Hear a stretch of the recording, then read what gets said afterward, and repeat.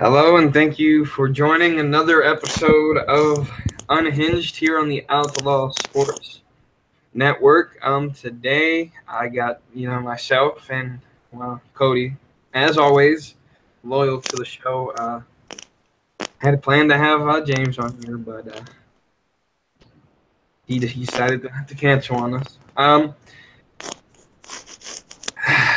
So today's topic at hand. I'll spend most of the show talking about a beautiful, beautiful thing that happens in January that everyone's so hyped up for, and that is Wrestle Kingdom 12. Before we get into it, just say your overall opinion on why you're so hyped about this show before we even get into it. Man, this was probably the biggest show outside of WWE in decades. Maybe not. I mean, maybe more than decades. I don't really know. Come up with something that's been really, really hyped up for a long time.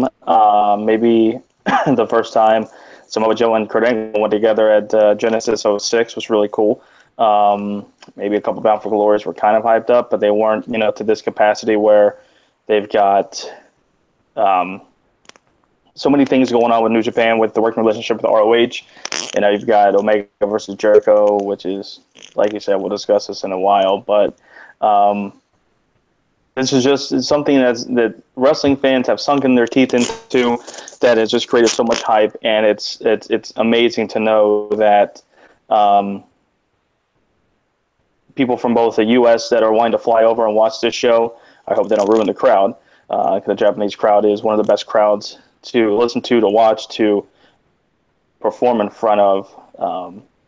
Fan watching them and how they interact with the matches, with the fan, with the crowd, with the wrestlers and such like that. It's much different than a American promotion. So, all in all, the matches on the card look really good, and the show that outside of WWE in years. Absolutely, and we'll discuss that in detail a little bit later. But first,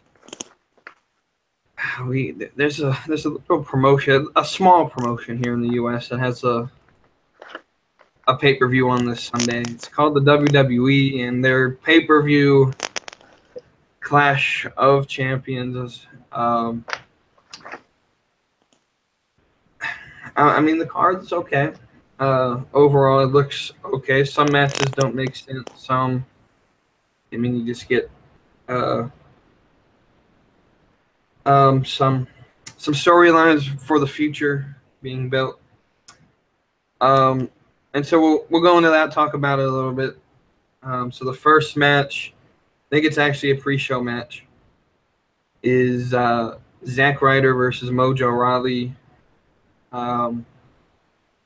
Your take on this match? Are you looking forward to watching this? I'm not gonna lie to you. I think the last time I watched a pre-show was at WrestleMania, and that's only because I was there live. And the pre-matches were actually really good. You had the Cruiserweight title, but anyways, have no cares in the world about this match.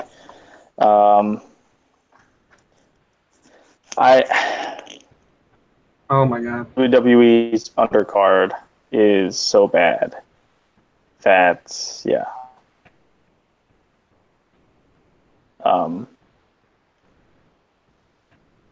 Okay. Yes, so yeah, I don't care. The reason I said oh my God is I just thought about it. They're in Boston, Mojo Rawley, but then I thought, oh wait, the Patriots playing at the same time as the pay-per-view. So, if only Gronk was suspended this week and not last week. No. I don't. Again, I don't really care. I think Mojo goes over no matter what. Yeah, I got Mojo winning over this. I mean, it's just the way it's played out, and it's going to work out. It's going to be interesting to see his heel work. I think he can do it, but from him winning the Andre the Giant at WrestleMania to now, like I've just lost interest in everything he does. There's nothing to want to watch. He had a big hype train rolling right after WrestleMania, and being there live, I remember the crowd reaction on Tuesday on SmackDown after Mania, the backstage segment, that some of the crowd was actually in his favor. So I was thinking, all right, maybe they're going to go do something with this. Maybe he would get a U.S. title push. Yeah, but more down the line, and just, that, dropped the ball completely.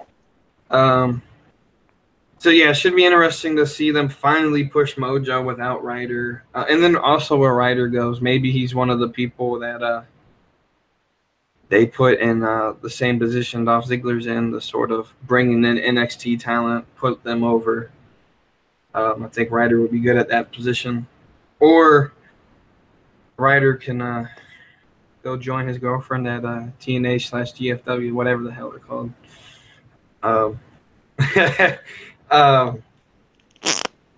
So next, I don't know why Wikipedia lists the matches out of order, but it's definitely not. Let's start with. I think I got them in order for how they would probably go. Maybe not, but titles and the bigger matches for last. I figured we just start with probably the most pointless match on the card, the Breezango versus Bludgeon Brothers match. It's pointless, but I think it ends off a storyline from the whole Fashion Files 2B story, though they really didn't wrap that all together. We haven't had a Fashion Files in what seems like forever, if I remember correctly. So now I haven't watched the last 2 episodes of SmackDown just because it's gotten kind of boring. The same stuff repeated, but yeah, I mean, it's pointless. The Bludgeon Brothers, I think, win. If not, with the B in their name is going to win no matter what. Yeah. Someone with a B. Yeah. But yeah, the Bludgeon Brothers going over easily. Yeah. Let's go to another. We have 3 tag team matches on this card. Is that the first time? That's a really frigid point. It feels like WWE 2K18 because every match is a tag team match. And this is pretty much just about. And this is SmackDown. Is Teddy Long controlling it again? Hello, player behind the scenes. Oh boy. So another tag team match too. An awkward pairing in Randy Orton and Shinsuke versus Owens and Zayn with McMahon and Daniel Bryan as referees.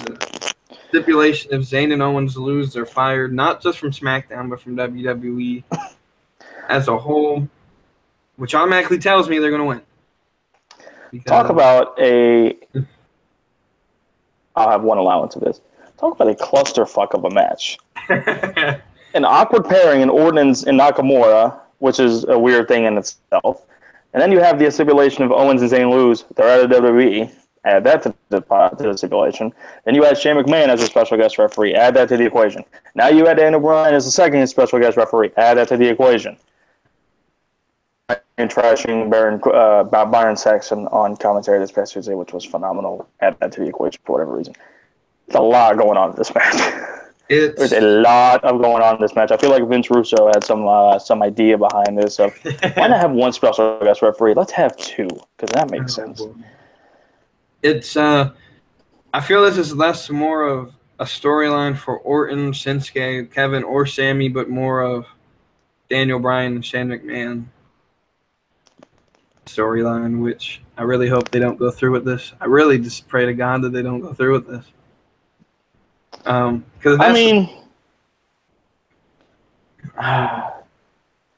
don't know. I mean, yeah, would I much rather see Daniel Bryan face somebody if he's coming back? Yes. Do I really want to see Shane McMahon wrestle at another WrestleMania? Does. I'm not going to lie. Anytime Shane McMahon wrestles, to me, you already know a huge spot's going to happen. Whether it's going to sell, whether it's at WrestleMania, the shooting star press that I wasn't expecting. To me, he adds a unique dynamic to a match. Yeah, he's not a professional wrestler. He's a, well, but looks good doing it, sloppy wrestler. Mm-hmm. But Dan O'Brien, I think that Shane McMahon is just a guy that Dan O'Brien can control the match with and do it nice and easy. Back in the fold should he be wrestling again. But as far as the match concerned with this, I think Owens and Zayn go over, and I think a Dan O'Brien heel turn will come or something like that. Yeah. Anytime I hear, "Oh, you're fired" from WWE stipulation, when you don't hear anything that actually would require them to actually get fired from the company, because kayfabe is no longer real, we can look these things up. So yeah, whenever, just like Ziggler and Miz around this time last year, the whole "my career ends" stipulation. And I automatically assume those people are winning. Now, it would be interesting to see them lose and see maybe they invade the different shows. Maybe Raw takes them on. Yeah, I mean, that would be an interesting thing is if they do do like an invasion type thing, where they infiltrate themselves, buy tickets to the show, kind of what the Outsiders did in WCW, where they buy tickets to the show and get themselves involved somehow, and then eventually they create a match, maybe even a tag team match at WrestleMania between Owens and Zayn and Daniel Bryan and Shane McMahon. Yeah. Usually leaves WWE for good, something like that. But at the same time, you can only do so much with that, I feel like, and it would maybe get boring after a second or two. But it would be an interesting dynamic should they lose. But yeah, they go over. And on to the third tag team match for the Tag Team Championship. An 8-man tag match, a fatal 4-way tag team match between the Usos, the New Day, Gable and Benjamin, and Rusev and English. I really just, again, this match just doesn't make sense. Just name a number one contender. I mean, we've seen the New Day and Usos plenty this year. And it feels like the other two teams are just thrown in there just to give them something to do. Yeah, I would agree with that. And so my question is, one, did you at least expect more from Shelton Benjamin, like story-wise, when he returned, other than just coming in to form Greatest Tag Team 2.0, basically? I honestly thought he would be a tag team specialist in some capacity. I really didn't expect Chad Gable to be that person, but it does make sense why they did. At the same time, I was kind of looking forward to maybe a gold standard return, something to where he's pushed, up to a U.S. title. But back in the company and looking good and not being hurt. So it's kind of a two-part full, but I wish they would give him a little bit more of a push than it would be just good for business to have another really good talent in there to mess with in the main event picture scene. Absolutely. And do the Usos retain their titles, or someone else take it? I'm going with the Usos. I'm going to go with them winning the titles here, keeping the titles. I just feel like seeing New Day win again would be kind of cool, I guess, but I don't know. I just feel like the Usos are just meant to keep these titles for a little bit. Rusev and English. Another because Rusev's over. It's another awkward. Yeah, Rusev's over because of the whole Rusev Day thing. I know you don't like it. I love it. Some of these things that are stupid just work, and just like when we went to Starrcade 3 weeks ago, and those guys around our rows were having those homemade Rusev Day shirts. I think WWE got let's just say, first off, can they at least get some royalties from these shirts? You ain't kidding, man. They were the first exactly ones that bought something. Yeah, I think that they were the ones that inspired WWE to say, we need to make Rusev Day shirts. But the Rusev is over because of this thing. And Benjamin and Gable, they have a weird entrance music, first of all. Second of all, they don't look odd as a pair. Odd. And so I don't see them winning the title, so I'm just going to keep with the Usos keeping the titles here. Absolutely. I agree. I think the tag team division in SmackDown has been dominated by either the Usos or the New Day. I just think the Usos win it. Maybe at the Rumble, bring up new talent for the tag team. I don't know what the plans are, but we definitely need another shake-up. Maybe we get the Revival shake because they haven't been on TV anytime soon. Maybe they get moved over to SmackDown. That could be it. It could be something. Okay, so moving on real quick. We'll do the United States title match.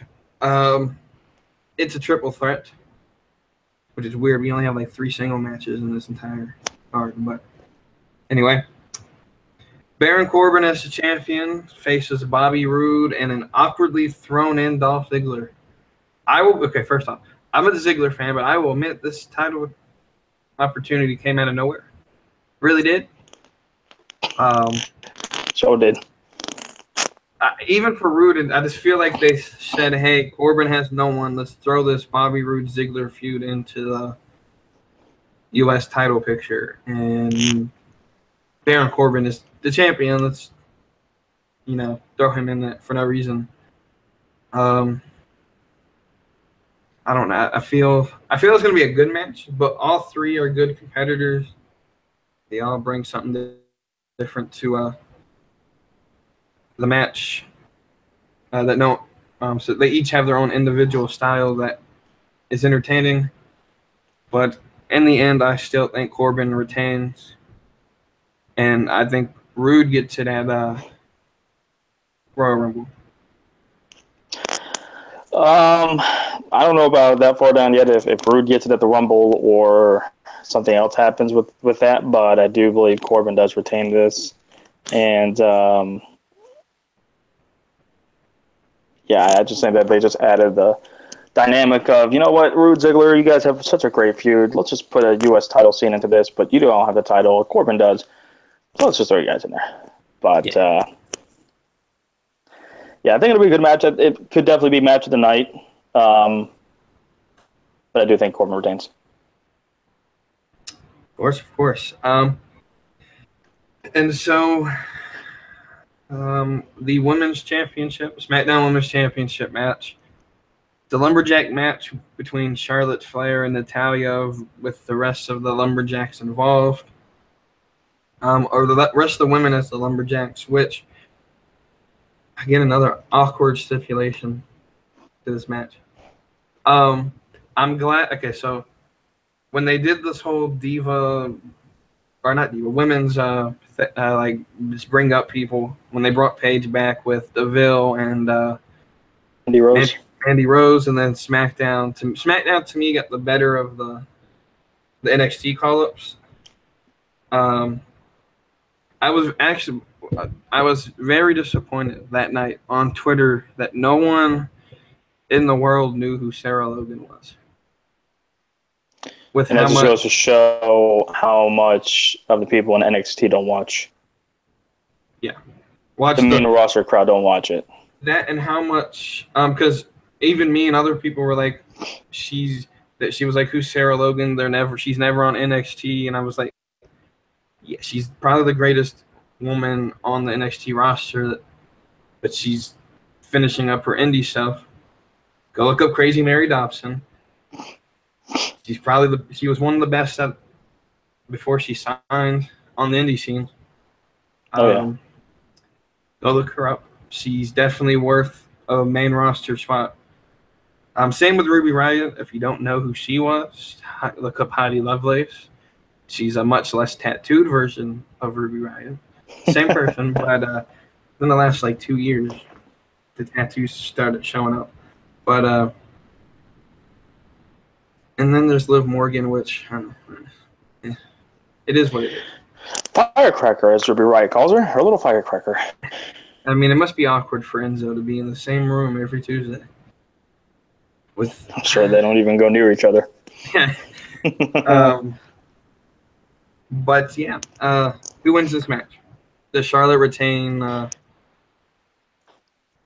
think Charlotte retains, and I feel like I've done this before, and I've been wrong. But this sets up a really perfect opportunity for a cash-in. I'm thinking the same. Does the cash-in finally happen? It really does.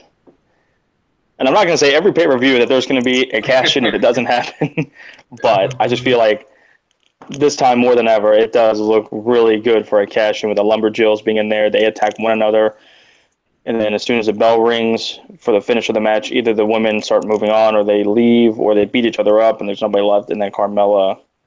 Yeah.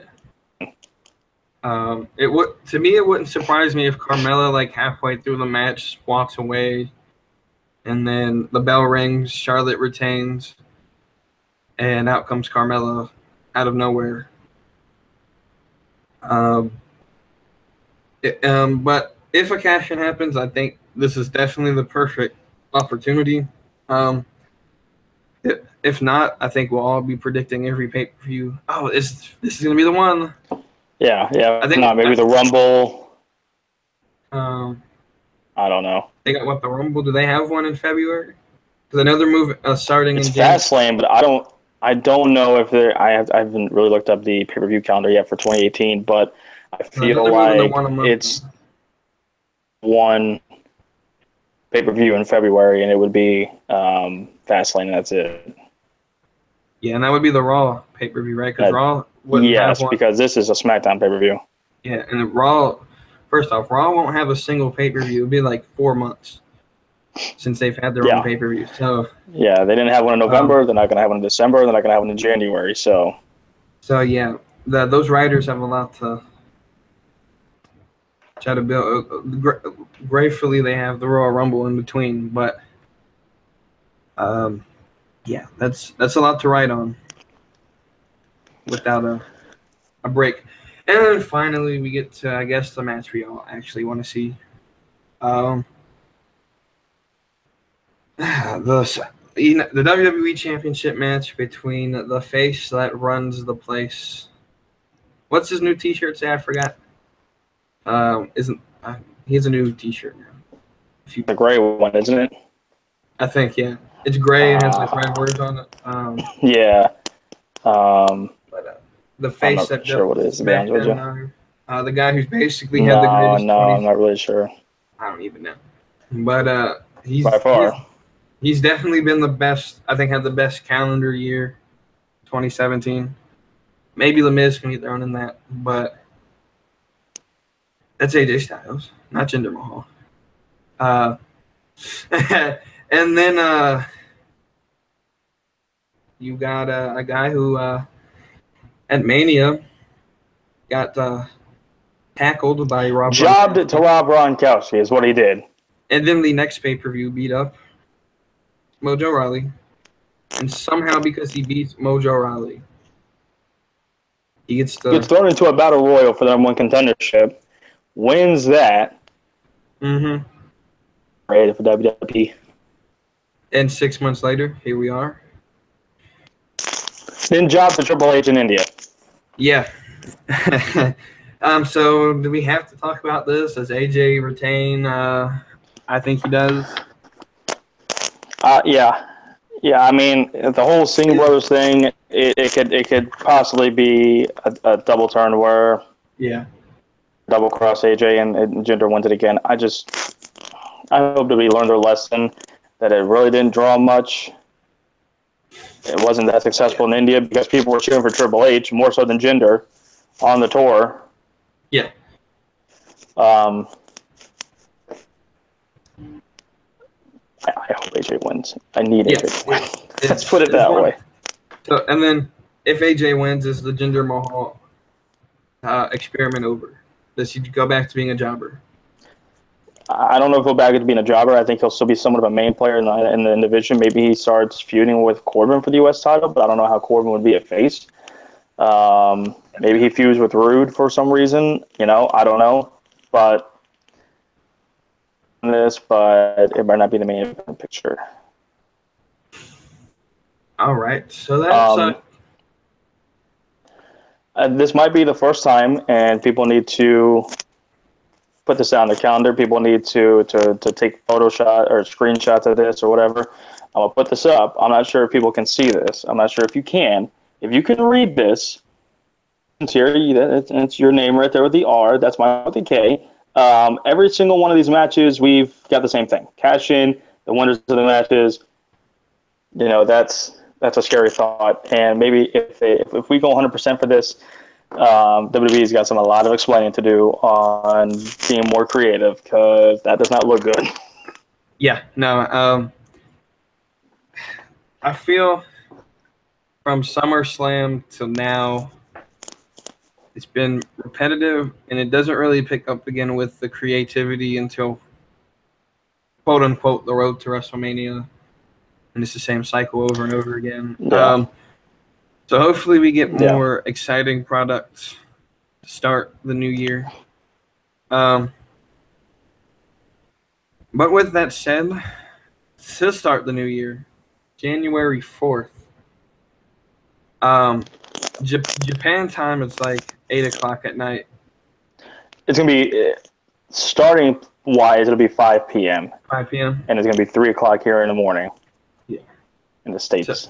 And so we got probably the most anticipated event, I think, in wrestling today. Mainly just because of the main event, but I think the rest of the card follows suit. We're going to predict all the matches, but really focus on a few of them. Because we're the American noobs that don't watch the product, New Japan. We're the this just personally for me, still as someone who was WWE only until about 2010. I'm getting used to watching indies and going back and watching some WCW, and they make Cody. But I went to the last Bound for Glory that was worth watching. And I was on about TV. That. I mean, I think 2016 was probably was worth watching just because they had the final deletion between Decay and the Broken Hardys, but that was the only match really worth watching. But anyways. So this is Wrestle Kingdom 12. And to give as much hype to this pay-per-view, which how many good main events Wrestle Kingdom has had. Wasn't AJ Shinsuke at Wrestle Kingdom? Yeah, AJ Shinsuke was at Wrestle Kingdom last year. Was that 6.5-star, 7-star match between Okada and Omega. Wrestle Kingdom is the biggest show outside of the U.S., regardless, even if it didn't have the greatest card. Is the biggest show outside of WWE to be held in any capacity. Bigger than Bound for Glory, bigger than I'm not even sure what ROH's biggest pay-per-view is in the world, I think, maybe, or Final Battle, something like that. This is the biggest show outside of WrestleMania that occurs every single year. Always held the Tokyo Dome, so they get easily 20,000, 30,000 people. I think they already sold out 20,000 tickets, which was their expected attendance. They're probably going to get that 30,000 crowd, somewhere between 20 to 30,000, which is great for the wrestling business itself, and it's great for New Japan, and it's great for this era of wrestling. And this show more than ever by the American crowd.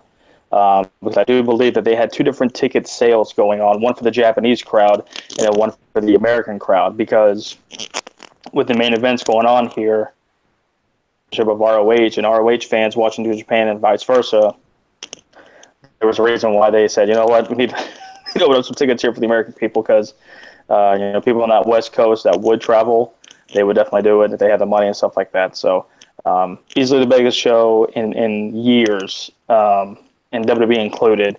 but definitely the biggest outside of WWE probably ever. Absolutely. And so, like we said, we're going to predict every match, but really talk about three in detail. So the first one is just a prediction. It's the tag team match for the IWGP Tag Team Championship between the team of Davey Boy Smith Jr. and Lance Archer, known as the Killer Elite Squad, who are the champions, versus, let's try to pronounce this right, Los Ingobernables de Japón. Between Evil and Sonata. Yeah. I think you did good enough. And that works for me. I'm American. You're a gaijin, as they say in Japan. Just your quick prediction of this match. Gonna go with Killer Elite Squad to retain the titles. Same. Please hope we're not 100% equal again. I really just don't want to do that. I don't think so. Maybe we'll be 100% up until the main events, but yeah. Yep. So we'll do our quick predictions, and the three matches we're going to talk about. We'll talk about those last. So the next one's another tag team match for the IWGP Junior Heavyweight Tag Team Championship between, again, another hard pronunciation, Roppongi. Let's go with that. 3K, Show and Yo, or you, however the fuck you pronounce his name, the champions. If we get the Japanese fans and the New Japan fans and ROH fans pissed off at this. They're never going to watch the network ever again. But versus Matt and Nick Jackson, the Young Bucks. My boys. The Young Bucks. Do the Bucks win the titles? Cease and desist, baby. 2 sweet, 1 sweet, don't matter. Young Bucks taking those IWGP Junior Heavyweight Tag titles back home. As much as this pains me to say it, I will have to agree. I freaking hate this team. I really just don't.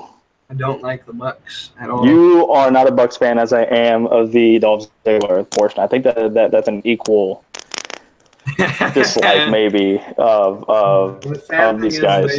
The sad thing is they do the same moves. I really don't know why I don't like the Young Bucks. I really don't. So then we have a fatal four-way match for the IWGP Junior Heavyweight Championship between reigning defending champion Marty Scurll, part of the Bullet Club. Probably one of the only members I like in the Bullet Club. I only like him because he's dating Deanna. That's the only reason. I'll just go ahead and say it. Versus Hiromu Takahashi, Kushida, and Will Ospreay. Bold prediction. This is going to be the second match of the night. A lot of people are probably not going to like that because I'm sure that the big three that we're talking about, it's probably going to be 1, 2, 3 and match of the night. For whatever reason, I just feel like this match, I just have just this weird feeling that this match, because this is such a stacked card, because this is such a stacked card, everybody in the undercard, which these 4 matches we're talking about, is going to push even harder to try to outdo one another and try to outdo any of those 3 main events, and it's just going to make this card so beautiful and so amazing to watch. So I think that this is definitely going to be match of the night. And I'll give my match of the night down the road because it's obviously one of the big 3, but this is definitely going to be second match of the night in my opinion. All right, and who's your predicted winner? I'm going to go with Will Ospreay. Man, I hate that we think alike, I swear. I was going to go Will as well. I really like Will Ospreay. I really wish WWE would consider him more, but he wasn't in the Cruiserweight Classic, was he? I feel like he was. I know. I could be wrong. I know he was considered, but I think it was between him and Sabre. That's right, because Sabre Jr. was in there, but not Ospreay. That's right. Yeah. I think it was between them two. But I really like Will Ospreay. I think he wins. I'm a Marty Scurll fan. I like the Bullet Club, the Villain Club, whatever you want to call it, but I just feel like Will Ospreay is going to take home the gold. Absolutely. Another, I guess, undercard match we're talking about. Singles match for IWGP Intercontinental Championship between Tanahashi, which is the champion, Jay White, So your prediction? The previous two, I've got the title changing hands, so I feel like it's going to even out here a little bit, and Tanahashi's going to keep the title. And again, we're still 100%. I'm telling you, it's going to change here in just a second. But so yeah, Tanahashi wins. Yeah, I just think he's a heck of a talent. I think he has enough talent to be main event caliber. But again, this card is so stacked. Like any one of these matches can be main event, and I'd be okay with it. Absolutely, anybody would be. That's what I'm saying. Like it's to look at it at the big three that's going to happen here. It's going to go, guys. You look at that. We're topping that somehow, some way. We're topping that. All right. So now to the three matches that we think are maybe the biggest, and to me are the three matches that everyone, at least in America, will watch this pay-per-view for. Unless you actually have, I don't know what the New Japan calls it, but their version of the network, I forgot what it was called. NJPW World. Yeah, unless you have that and you actually watch like their episodes or you follow these guys on YouTube videos. Most Americans don't know who half these people are. But these three matches, I think, at least speaking from the American perspective, we know all of them. So I think these are the matches we are going to pay most attention to. I know the Japanese crowd might have other favorites. But anyway, so we'll start with the ROH World Championship between Cody, the champion, versus Kota Ibushi.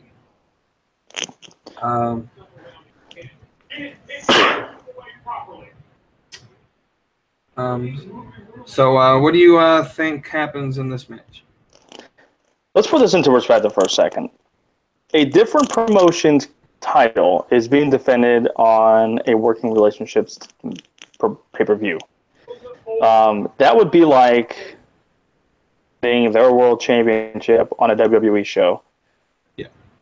Maybe not that significant. Maybe like a WCW before the invasion, like a WCW championship being defended on a WWE pay-per-view or vice versa. Like I said, before the invasion. This is how significant this is, in my opinion, that the cross-promotion is so awesome. TNA did it before with AAA, I believe, and they did it a little bit with New Japan Pro Wrestling until Jeff Hardy messed that up. Thanks, Nero. That works. Thanks, bro. Thanks, Nero. So the fact that this is happening is really awesome, and I'll get into it in a minute with the Jericho match of the significance and the. Anyways, we'll get to that.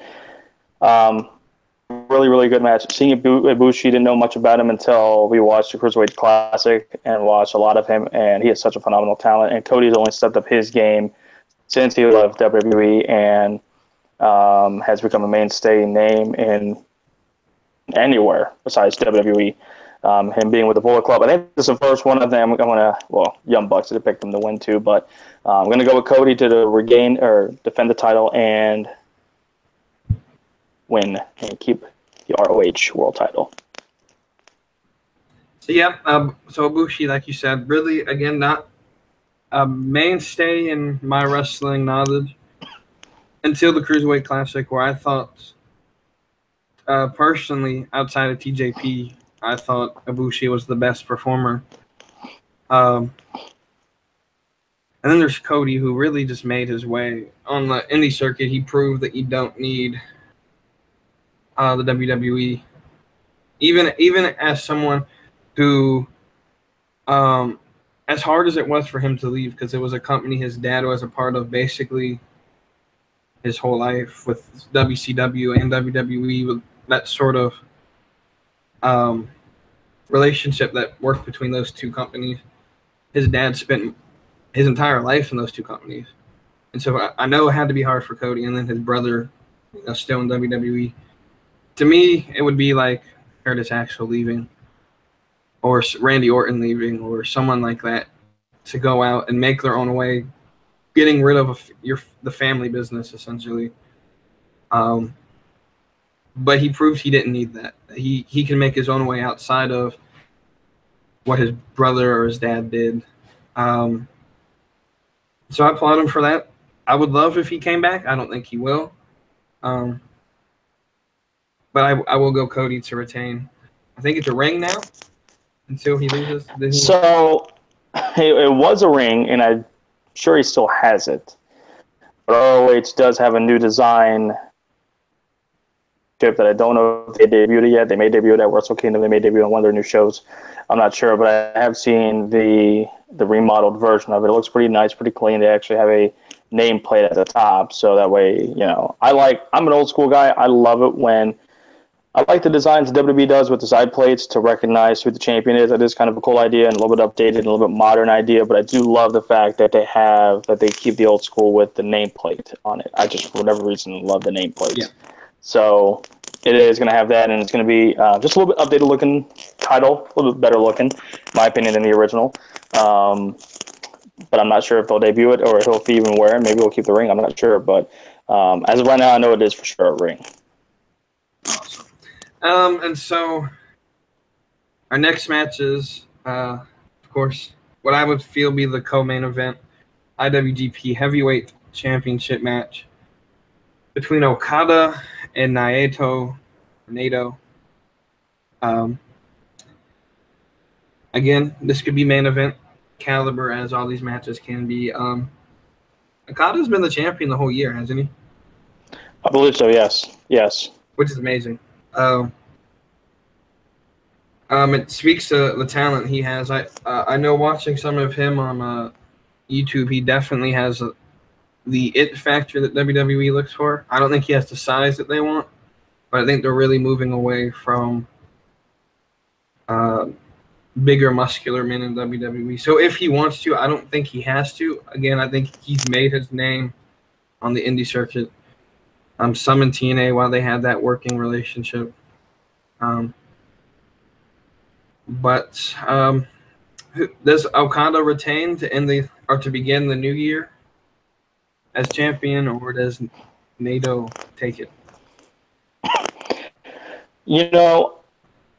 You look at this match and you go, in my opinion, this may be the main event. It may be just because maybe New Japan has the same idea of, well, listen, even though there's a bigger match ahead of this, our main title. Now, WWE has screwed that over, and they did do a Rock versus Cena at WrestleMania, and even this past year at WrestleMania, they did Taker versus Reigns instead of the world title, the Universal title closing the show.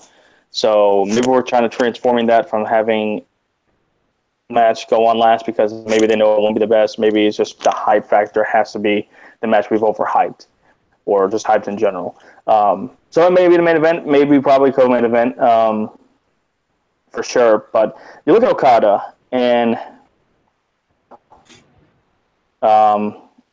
anything twice. So in my mind, I'm like, well, who in the hell can stop him? And then look at Naito, and risen to the scene here lately, and it's starting to look more now like, you know what, maybe this guy has a legitimate shot at taking the title. So it's just tough because I'm not 100% sure where they want to go. I just you look at who Okada's faced, and it's just interesting how. If he does lose, Naito, like, that's it. That's the guy that can beat him as Naito. For sure, Marathon Omega would do it. Gonna have to go with my gut on this one, and I'm going to go with Okada. Good pick, of course. Yeah, like you said, Okada versus Omega, both of them. But especially the last one, or the first one to me was the better one. In my opinion. Then the second one, they still lived up to the standard we put those wrestlers on. And Okada's he's a ring technician. He had, like I said, he has that it factor that someone inside the the sports entertainment business. I think there's a difference between pro wrestling and sports entertainment, and This is a pro wrestling pay-per-view, whereas Clash of Champions in WWE in general is sports entertainment. Yeah, and I think Okada is one of the few Japanese stars who right now have that sports entertainment idea. He understands the work of the camera workings and all that, whereas a lot of indie stars don't. But again, he has what it takes to be a pro wrestler, and I think to me it'd be best for him just to stay indie, just because WWE has a history of using Japanese stars not as well as they should. Hence Shinsuke Nakamura. But I'm gonna go Okada for this one. Just basically for the same reason you did. Naito, he's a great talent, but if Omega didn't win, I don't think Naito can do it. So we'll go with that. Which transitions us to, I don't think it's the most important match on the card, but I think it's the one they're definitely going to make all their money, at least from the American crowd, from. And when it was announced, I don't think the title was on the line, but now it is. Omega versus Chris Jericho, the IWGP United States Heavyweight title. First off, just the fact that this is happening is history. The fact that Vince McMahon, Chris Jericho's basically said McMahon gave him the go-ahead to do this. That's amazing. There's really no words to describe how I feel about the match, just because I think it's going to be great. I think Jericho at 45 can still hang around with the younger ones, with the young talent. I'll let you talk about the match first, and then I'll go. Then I'll have some questions for you at the end. So, if you would have told me last year that somebody in the WWE roster would still be kind of currently active with the WWE and wrestle in another promotion, I would have been like, stop it. That's the most ludicrous thing I've ever heard of in my life. For the fact that's happening, this is one of the most historical things to happen in wrestling in quite a while, and in my opinion, this could really wrestling that it misses and that it kind of needs. And I think that this could be a landmark in the wrestling business going forward. I think Chris Jericho, this was what I was alluding to a few minutes ago, I think we were talking about Cody and Ibushi. Jericho mentioned that he wishes more promoters would do something like this, where you're doing one-offs. You don't have to sign a guy to get all these great, wonderful matches and then kind of bring down his stardom because he's in these mid-card feuds that don't make sense, like a Rude, like a Nakamura, like a Balor, who they're main star names, but at the same time, fans are wanting them to be in the main event spotlight, but because creative has these ideas that don't infiltrate that until for a long time, it brings down their stardom a little bit, and it's like, oh boy, this is not as good as I thought it was going to be. This is not as exciting as I thought it was going to be. Why do that when you have these one-offs where you make a huge impact in another promotion and give us a match we never would have thought of? And I think Jericho is onto a great idea by doing cross-branding and cross-promotional stuff like this. Could you imagine winning this title? And could you imagine them in New Japan somewhat doing more of a one-offs type thing? And then Kenny Omega comes to WWE for a couple months. I've seen it, for example, Jericho enters himself in the Royal Rumble. He carries the IWGP US title belt with him in the Rumble, gets eliminated by Omega, sets up a rematch at WrestleMania. Mind blown, roof blown, pay-per-view records exposing. That would so give the lifeblood of the business that it hasn't seen in a long time. Doing that with other superstars, like an Okada, like a Ibushi coming back over, an Omega. stuff like that. WWE talent more so doing that back over there. It creates smart business, it creates bigger business, and everybody wins. It's not a WWE wins, a New Japan wins, ROH, Impact Wrestling, whatever. It's the business wins. And and I get that. And I miss having the WCW days. I miss when TNA was really big again and wasn't a threat to WWE, but you could watch something else and be like, well, this stuff is just as entertaining as WWE. So for the fact that this pay-per-view itself is so hyped up, I think just a little bit of the fact that this pay-per-view is probably going to do really well and will do really well, even maybe for a 3 o'clock time slot on the East Coast. You're looking at a midnight start on the West Coast and a 10 o'clock start, 10 p.m. start in Hawaii. So for the fact of it just happens to fall perfectly, because if this is on a Monday, Tuesday, or Wednesday, I probably wouldn't do it. But for the fact this happens on a Thursday morning, 4 or 3 o'clock in the morning, I'm off work that day, I'm watching this thing live no matter what. I don't care if I have to take a nap at 11 o'clock, get up at 2:45, make sure I got everything ready to go for that. But hyped up. I'm not concerned if this match is going to be 5-star, 4-star. And Jericho even said this, I think, at a press conference. This is going to be a fight. This is going to be maybe a bloody fight. Maybe this is going to be something we haven't seen in wrestling in a long time on a mainstay with main event talent caliber people. This is going to be an amazing fight. This could possibly be an important fight going forward in wrestling. So solidifies me of doing this. The whole Alpha versus Omega thing is fantastic. So it's going to be awesome.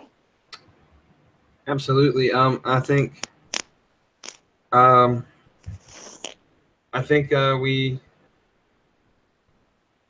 going to witness, I think, something that evolves the business. Because we are sort of we have major competitors to WWE who want to compete, but they can't get talent because WWE signing all of them because they can offer this money.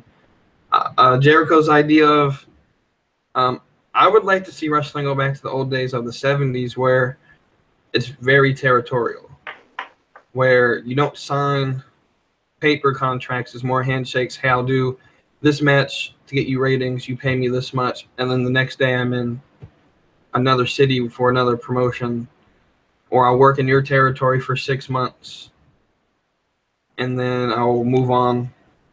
And then to have like cross-brand titles that you can defend on any night.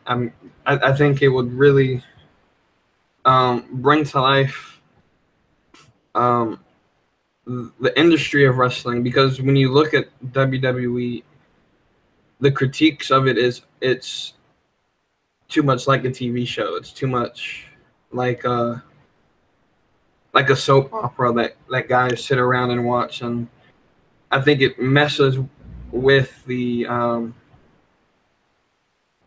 whole industry, that it's more than just WWE. It's more than just stories being told, but they're actual people putting their bodies, putting their lives out there for our entertainment. And I think we're missing a lot of that, like the way the 70s had it before McMahon sort of created his own empire. Now, granted, I'm not against McMahon doing what he did. I think a lot of the territories he bought out were already going to die. But still, I think it would be great to have Omega and WWE not on a long-term contract, and then him going back between New Japan and ROH, or something like when Cody first went independent, he was Impact, ROH, New Japan. He had small, like 3-month contracts with each of them. Something like that would really, I think, grow the business to where, imagine Seth Rollins coming out of nowhere in New Japan, just unexpected. Or Roman Reigns, the biggest name in WWE right now, or someone like John Cena, which is the head of the company, showing up in New Japan, or Lucha Underground, which would be awkward, but Juan Cena reincarnated. But yeah. just that idea, I think, would give life to the business, and I think this match, might swing the industry in that way. I think a lot of fans would enjoy it. I know it would make big events more important. Because let's just say it was that way. Finn Balor doesn't have the same star effect he has now, or he did when he was Prince Devitt signing with NXT. Because of the way his booking has been. No one, I mean, to me, he was in the Fatal 5-Way to determine the number one contendership, right? Yeah, and Yes. I wrote him off. I was like, "There's no he's gonna win. He hasn't been booked right." His booking has really destroyed the mystery of the character, because when the demon comes out, they did away with the demon for a whole 6 months, and then brought it back against Bray. And so this is booking. This hasn't done anything. And so to have Finn Balor show up in the New Japan ring for a one-off match, maybe against Okada, and then go off and fight someone else in ROH, and then if Impact was even worth wrestling in. But just we probably wouldn't talk about Impact the way we talk about them if we have these one-offs, because they would be able to sign one-off matches with big talent, build their brand up, and we wouldn't have, Impact's garbage. These are. So I think this match is history in the making, and I think the way they're promoting it is something we don't really see news conferences for big pay-per-view matches. And so I really feel like they're taking a play out of UFC and boxing's cross-branding, and I really hope I hope they go that route. I really think the cross-brand idea will really build the industry back up to the way it was when it wasn't a taboo thing to say, "Oh, I still watch WWE." I'm 30 years old. Yeah. I think there's other things we have to change within the WWE. Case in fact being the promoting the brand to the younger generation, where it's the older people who really support the. But again, that's internal within that company. But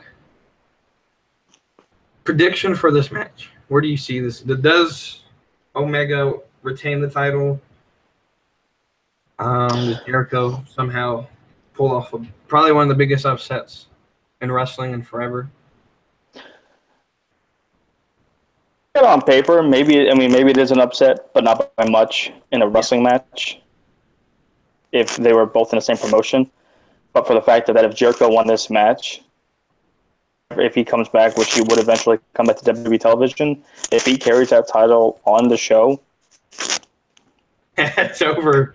That's amazing. That would be the biggest thing to happen since, Medusa brought the WWF Women's Championship to Nitro and threw in the trash can, which I don't think they would do that. But that would be the biggest upset, is the fact of Jericho winning this title.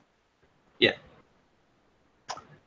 But as much as I would love to see that, and a small part of me hopes that happens, smart business move is to create this match, but put over the younger guy, and have Omega keeping the title here.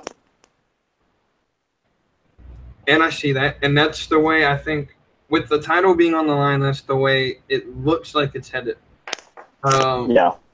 I got to research something real quick, just to see if my point makes any sense, what I'm about to say.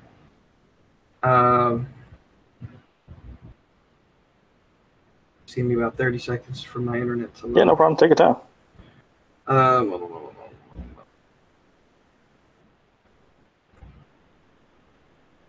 When Jericho's cruise is late 2018, right? Yes. Okay, so yeah, that wouldn't make sense. Because I was going to say, what if Jericho won it, and then I thought the cruise was in January for some reason, and then at the cruise, Omega won it back. But that won't happen since the cruise is in October. So yeah, I think Omega wins. But if Jericho, I'm not saying Jericho won't win. I think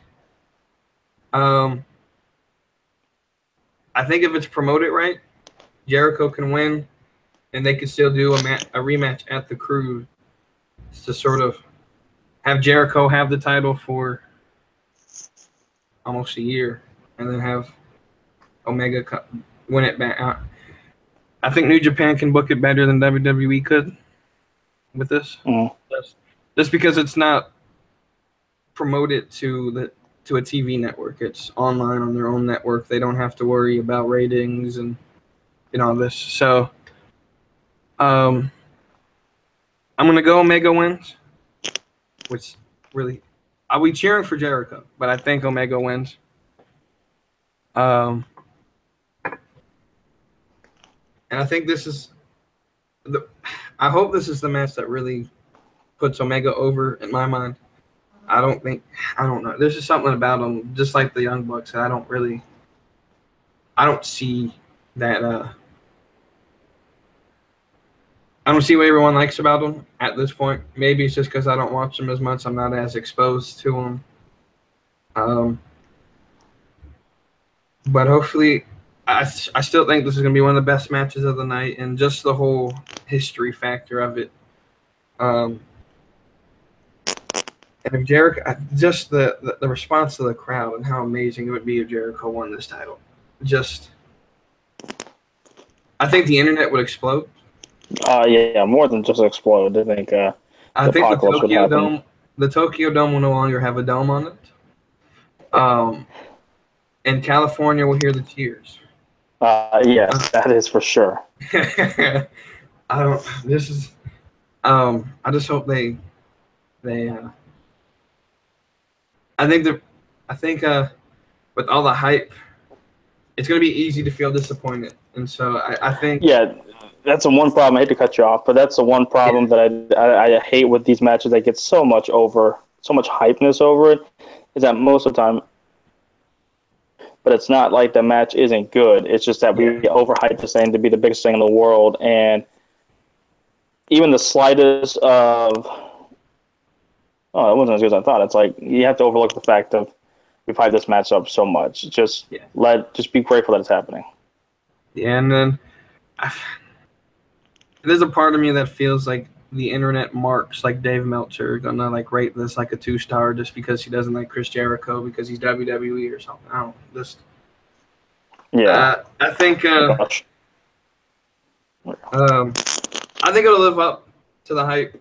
I think we gotta just understand that not everything's gonna be a 6-star match. Not everything Omega does will be a 6-star match.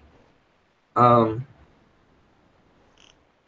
so, with that said, you mentioned the idea of this being a one-off or Jericho and Omega at the Rumble. Do you see that being a possibility? Because there are rumors that Vince McMahon's behind this whole thing and that he's using Jericho to recruit Omega. As much of me wants it to happen, and I think it would create so much business for everybody, I don't think it will happen. I think it's a good possibility happening with different people down the road, but I just think that with the circumstances, you're going to keep it as it is right now until maybe the Cruise. Yeah. That's where I'm seeing the rematch take place would be the Cruise in October. I don't see Omega joining just because of how big of an influence of the indie world the Bullet Club has, how much he has left, I think, on the indie scene. I think he does what Gallows and Anderson do as soon as he makes all the money in the world that he wants and wins all the titles he wants. I think he'll eventually join. I just don't think now is the perfect opportunity. I still think he has a good 5 to 8 years left that he can give the best that he can. If not longer. As we know, AJ's gone longer than I think most people would expect a pro wrestler to go. To your point. And I think the world of pro wrestling is changing with the way we changed the diets and everyone's eating healthier and all that. So it's definitely gonna be a good show. Definitely be worth waking up at 3 in the morning to watch. I definitely think this will be like I said, I'm watching it because I know it's going to be great. So, yeah, I'm definitely going to be anxious to stay up and watch this, and can't wait for it to happen. Absolutely. So this is our preview show of WrestleMania. Or not WrestleMania, fuck me. Wrestle Kingdom. Wrong show, my bad. Of preview show of Wrestle Kingdom. On the year anniversary, we got our WrestleMania tickets. Check that out. But hopefully, if all things work well, after we get some sleep that Thursday, we can do our reactions to it. Depending on how I'm feeling, because it is January 4th, it'll be 2 weeks after I go under the knife. So this might be the last you hear of me for a while. And if y'all don't know, I'm having ACL reconstruction surgery because I'm not allowed to play baseball anymore. Long story, it's a 6 months process. But good luck with that surgery, though. Yes, and all the good thoughts and vibes that you can, because I'm gonna need it. But yeah, with that, this is the Outlaw Sports Network. I'm Randall Beatley. That was Cody. Hi, everybody. And with that, we sign off. We thank y'all for watching this boring show. But yeah, like, subscribe, go to Facebook, Outlaw Sports Network on Facebook, Outlaw Sports Net on YouTube, and Outlaw Sports Net on Twitter that no one posts on anymore. Yeah, we gotta get back up on that Twitter thing there. But with that said, goodbye, everybody, and we hope you have a wonderful, delightful, marvelous. How would Bobby delightful? What would Bobby Roode say it? Glorious. Glorious. Christmas holiday.